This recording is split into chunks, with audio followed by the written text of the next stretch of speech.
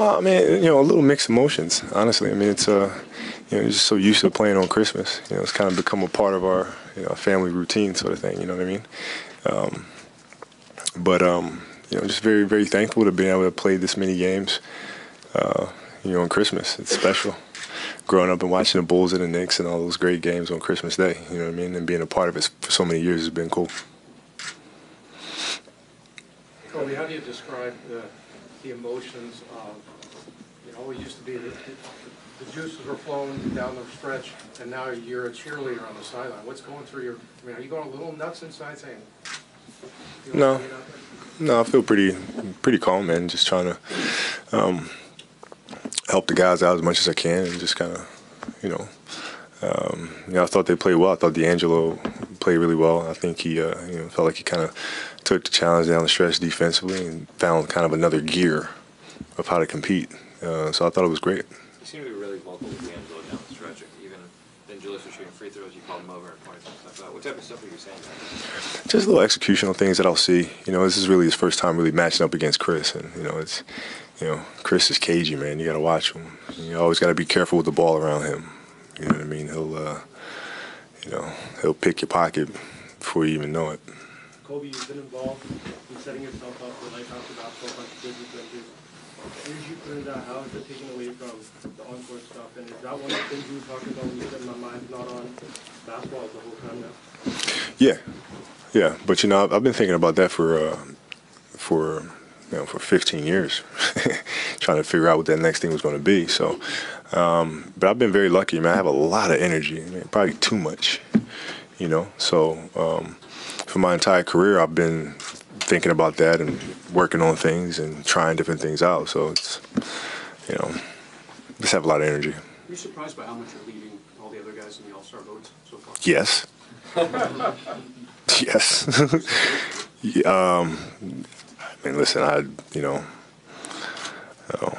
I was making a little coffee run this morning, got some gas, and decided to just kind of go on Instagram and peruse and saw the damn votes, and I was like, what the hell? So shock doesn't really do it justice. You've achieved a great, profound sense of calm. How have you achieved that? Just through practice. I've been practicing it for a long time. You know what I mean? So it's just like anything. The more you work on it, the better it gets. Working on the calmness? Well, yeah. I mean, it's, meditation's a continual thing. I mean, the more you practice it, the better you get at it. Paul Pierce said you guys have like a mutual respect towards each other. What do you have to say about your rivalry with him throughout the years? I've loved competing against him. He's been a fantastic player. The competitions that we've had, over the years in the series against the Celtics is, speaks for itself. And, I've enjoyed playing against him. And I enjoy seeing him out there now, you know what I mean, and playing and competing. And, it's like, from being rivals all those years to now being able to sit and watch him play and, kind of have a sense of pride that we came kind of from the same era, so. Kobe, after the shock wore off when you saw the votes for the All-Star, did you had a smile on your face? Did you think about what was going on in the fans voting? Yeah, man. I was, it's exciting, man. It's, what can I say? It's just, I'm just thankful. You stand on wanting to play in the All-Star game. A lot of guys at this stage, they say, hey, I could use some time off, rather not have to travel, all that kind of stuff. I had plenty of time off, coming up. You know what I mean? So, I enjoy trying to play as much as I can. Like if physically I can't play. Like if I'm not out there playing, I physically just can't, dude. But if I'm able, I'm all for it. And it'll be fun to go out there and play with the guys and kind of, hang around with them one more time. So. As far as training goes, how is this offseason different than previous off seasons? No, it was very similar. It's just that, I was just a lot older and coming from 3 major injuries. But, the workload was there. I mean, I pushed it really, really hard this summer. Really, really hard. Was there a lot of leg strength training going on? Yeah, a lot of leg strength, a lot of upper body work, a lot of shots, a lot of running. Are you feeling like it didn't, have as much of an impact as it used to have? No, it's about the same, but it's just my body's a little different. You know what I mean? But without all the work, I wouldn't be able to move the way I have been moving. Like tonight, I was, my bones just couldn't get loose. You know what I mean? It was just, I was hurting all night, but I still felt like I played well. I played a solid all-around game for the minutes that I was in there, and so that's very encouraging to me. Because on a night where I could barely move, I still was able to go out there and play pretty well. Kobe, en el último cuarto vimos que les estabas dando consejos a D'Angelo. ¿Puedes platicar sobre qué le estabas diciendo a él en esos momentos? Solamente las tácticas de juego.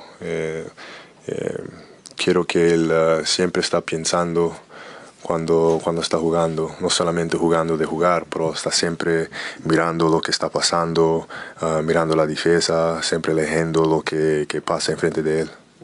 Kobe, it's a few days away, but what are you looking forward to about going on that trip to Boston? Going to one of my favorite Italian restaurants.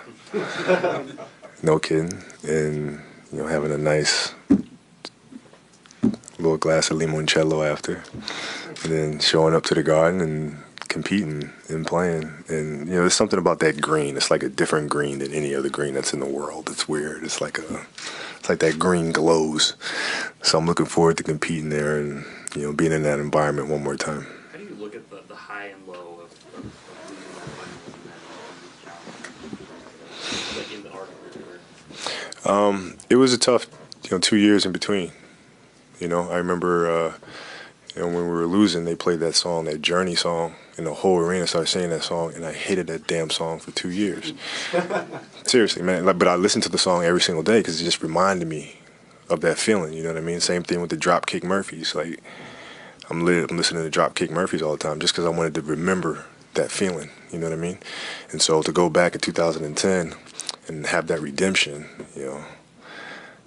I was telling Meta on the bench when Paul was running back and down, I said, Meta, I'm so damn happy we won that 2010 finals, dude, because I'd be sick in here right now with you. And he felt the same way. So. Did you say that championship meant more than the other one? Well, I'll put it to you this way: if I lost that championship, I'd be miserable. I would be. Even sitting here right now, I'd be absolutely miserable. You just mentioned Meta. What's it meant to have him on the bench with you during this entire season? No, it's been great being with Meta. I mean, he and I go so far back, even to him being in high school, and so it's good. It's been great having him around. Last question, guys. You talk so much about how important it is to have that respect for your peers, and you talked to Dr. Boyle and he said he felt so strongly that you should be on the All-Star team, even if that means somebody deserving doesn't make it. What does that mean for a coach that's coached against you? Well, I mean, it's a huge honor. You know what I mean? It's just, it's cool.